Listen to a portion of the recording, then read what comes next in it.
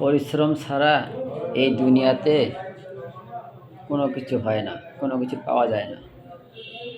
দুনিয়ায় বলেন আর আখিরাতে বলেন, সবখানেই সফলতার পিছনে পরিশ্রম প্রয়োজন আছে। আমরা যেমন দুনিয়াতে বিভিন্ন ধরনের কাজকর্ম, ব্যবসা বাণিজ্য, চাকরি বাকরি ইত্যাদি কর্ম করে থাকি। যে যে পেশার সঙ্গে জড়িত আছে কিনা, সকল পেশাতেই তাকে নিজ নিজ কাজকর্ম করতে হয়। যেমন আমরা যারা কৃষিকাজ করি, কৃষিকাজে পিছনে অনেক শ্রম দিতে হয়। কোনো কিছু বীজ রোপণ করতে গেলে আগে বীজতলা তৈরি করতে হয়।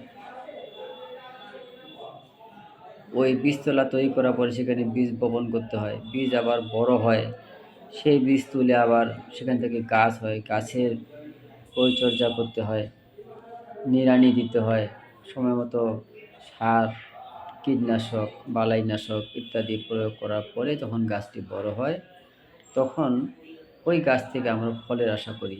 মুকুল হয়, মুকুল থেকে ফল হয়, ফলটি পাকে, তারপরে আমাদের জন্য খাওয়ার উপযুক্ত হয়। যে ফসলটি যেমন, সেই ফসলটি সেভাবে পরিচর্যা করে খেতে হয়।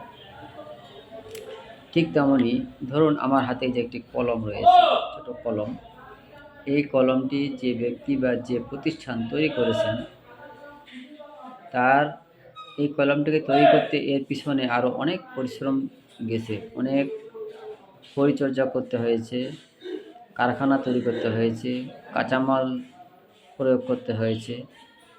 কলমটিকে আবার একটা সুনির্দিষ্ট কাঠামো বা সাইজ দিতে হয়েছে, এর ভিতরে কালি ভরতে হয়েছে, কলমটির একটু হেড তৈরি করতে হয়েছে, একটি নিব তৈরি করতে হয়েছে, এটি আবার আলাদা স্টিল জাতীয়, ভিতরে কালি আলাদা, উপরে কাঠামো আলাদা ইত্যাদি।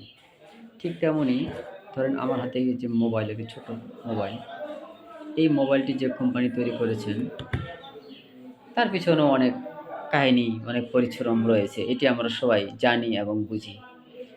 মোবাইলটিতে একটি সিম রয়েছে, এক বা একাধিক সিম, ক্যামেরা রয়েছে, উপরে কভার, তারপরে ধরেন যে ভিতরে ব্যাটারি, আবার সেটিংয়ের জন্য কাঠামো ইত্যাদি।